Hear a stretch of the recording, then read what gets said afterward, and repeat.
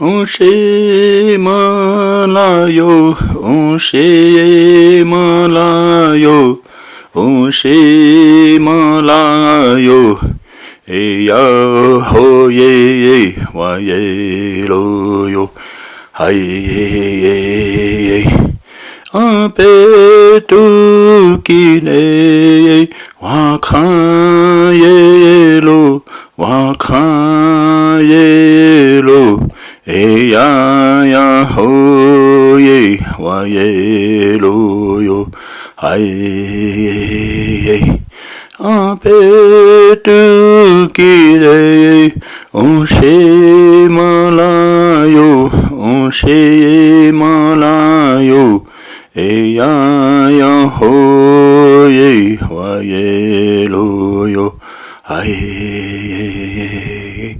위초니 기레 와카예로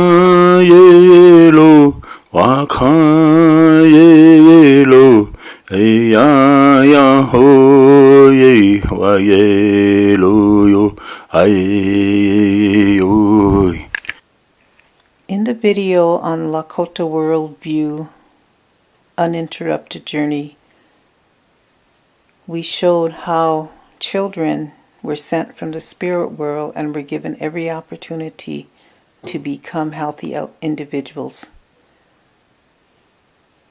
This path toward becoming healthy individuals was characterized by celebrations, ceremonies, naming ceremonies, marking of the ear ceremonies, being loved, being cherished.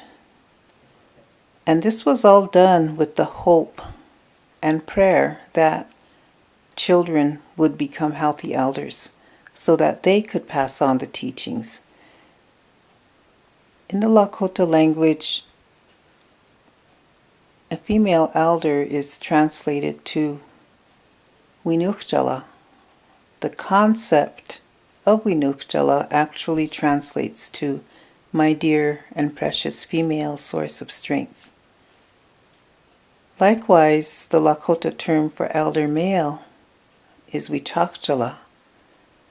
reIntroDucing actually refers to my dear and precious male source of strength. It is hoped that every person can become a healthy elder so that the teachings will be passed on.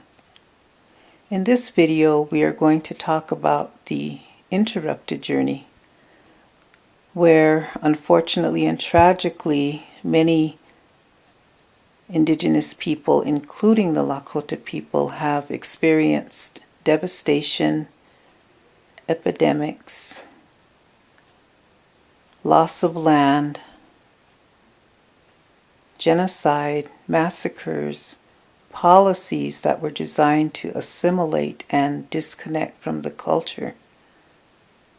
This has resulted in many individuals and families being disconnected from the teachings.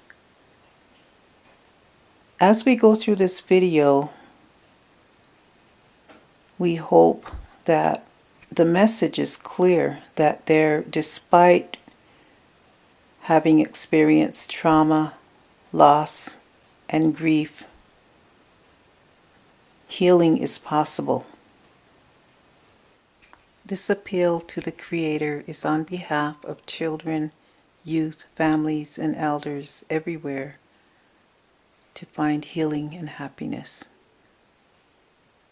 ṕ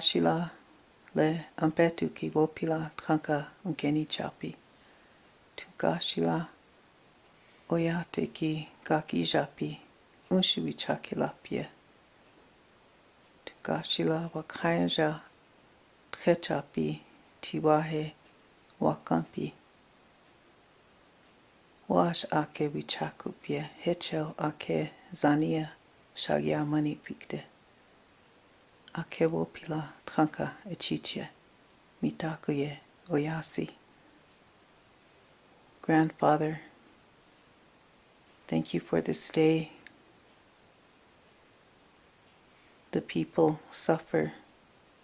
I ask for strength and healing for the children, for the families, for the elders, so that they will walk with health and strength. Thank you to Kashila, all my relations.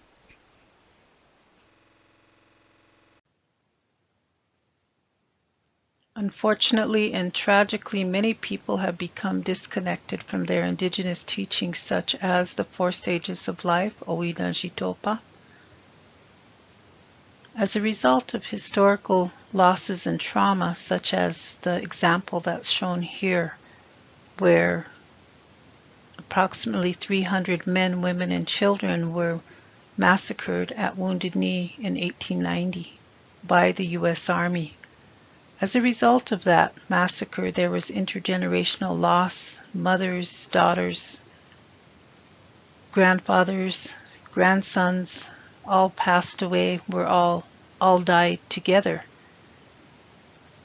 So there was a loss of teachings from one generation to the next. Additionally, there was no time to grieve appropriately. When there is a loss in the family, according to the Lakota perspective, there's a wiping of tears ceremony that is done to help the person adjust to life without the loved one. However, this could not be done because the people were living in terror and they were running for their lives. So there was no time to grieve appropriately. When the teachings are not there for guidance and strength, the journey through the stages of life becomes marred by the interruptions to the spiritual, mental, and emotional growth of the individual. For example, what we might see today in contemporary times is a young, single pregnant girl that has experienced violence at the hands of her partner, and thus her unborn baby has experienced violence. When the baby is born, there is no grandmother or elder to welcome the baby, to pray with the baby, predict a strong path for the baby, to give the baby a name, and to provide that sense of being cherished and loved for the baby. The kinship system has become weakened in contemporary society, and thus the young mother does not have relatives to count on. She may not have a place to live. She becomes overwhelmed with the responsibility of a baby. She has no partner to help her. She takes her frustration out on her baby, and because she has a pattern of hurting the baby, child welfare steps in and eventually removes the child and places the child in a foster home. While in the foster home, the child experiences abuse, is removed and placed in another home. She or he may have been in several different foster homes by the age of 10 years old. This stark example of this fictitious person shows how a baby can experience or be exposed to multiple traumas while in the womb and while still a child. These experiences of trauma can impact the spiritual, mental, emotional, and sometimes the physical growth of the child. When the child reaches the 2nd stage of life, they may already have had experiences with substance use, substance abuse, self-harm, or suicide attempts. Sadly, there's no ceremony to mark the transition for the child to transition from being a child to a young woman or a young man. So the young person does not have the teachings and the guidance to navigate the 2nd stage of life or beyond in a strong and healthy way. The 3rd stage of life might be characterized by substance abuse, addiction, suicide attempts, stress-related illnesses, prison time, and/or early death. By the time the individual reaches the fourth stage of life, they do not have the teachings nor the strength to fulfill the role of being a healthy elder. So the implication for the people is that there are few elders to pass on the teachings, to keep social order, to observe custom law, to keep spiritual order, and to pass on the teachings. While this is a very grim portrayal, it is intended as an example of the stark contrast discussed previously to the smooth journey through the stages of life, when the kinship system was strong, where the culture and spiritual teachings formed the foundation of the child's growth and development. What is evident and hopeful is that persons who have experienced multiple and severe trauma throughout their lives are characterized by resiliency, strength, and have proven their ability to endure and live despite such adverse experiences. There is also a sense of hope for the future and potential for healing from trauma. Our role as caregivers, service providers, relatives, and community members is to take a healing-informed approach to individuals who have experienced and survived trauma. Hey ha ya hey yo hey lo hey ha ya hey ho yo hey yo hey lo hey ha ya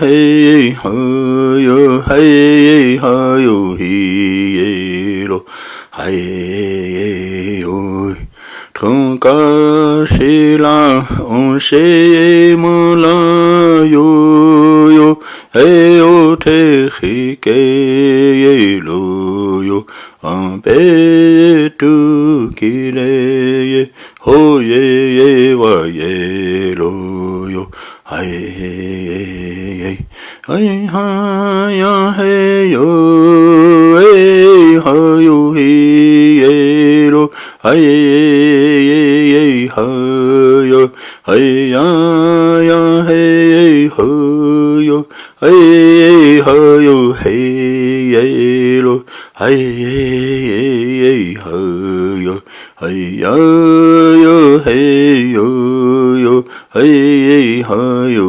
hey lo ay yo ma kan ka on she ma la yo yo hey ma ka ki je lo yo en paix tout qu'il est ho ye wa ye lo yo hai yo